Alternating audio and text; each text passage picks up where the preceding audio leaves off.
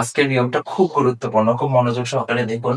On, এগো, long ago, yesterday, last plus time, অতীত নির্দেশক শব্দ ইত্যাদি থাকলে কোনো বাক্যে যদি এই ফ্রেজগুলো থেকে কোনো একটা ফ্রেজ থাকে, তাহলে সেই বাক্যটাকে পাস্ট ইনডেফিনিট টেন্স এর স্ট্রাকচার অনুসরণ করে লিখতে হবে, অর্থাৎ পাস্ট ইনডেফিনিট টেন্স হবে সেই বাক্যটা।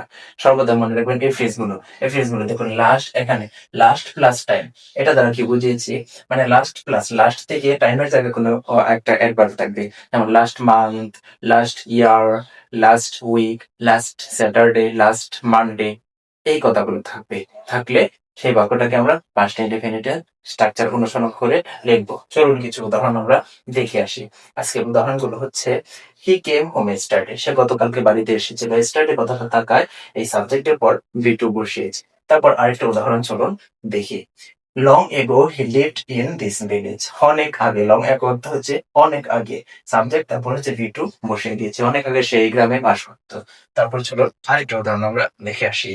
হি ওয়েন্ট টু কক্সেস বাজার লাস্ট মান্থ, আমি বলেছিলাম না লাস্ট মান্থ, এই লাস্ট লাস্ট টাইম, টাইমের জায়গায় কোনো একটা অ্যাডভার্ব থাকবে, যেন লাস্ট মান্থ, লাস্ট ইয়ার। দেখুন, গত মাসে সে কক্সেস বাজার গিয়েছিল। দেখুন, হি এরপর গো এর পাশ ফল বসিয়ে দিয়েছি। দেখুন, এই ছিল আজকের রেড মোবাইল স্ট্রাকচার।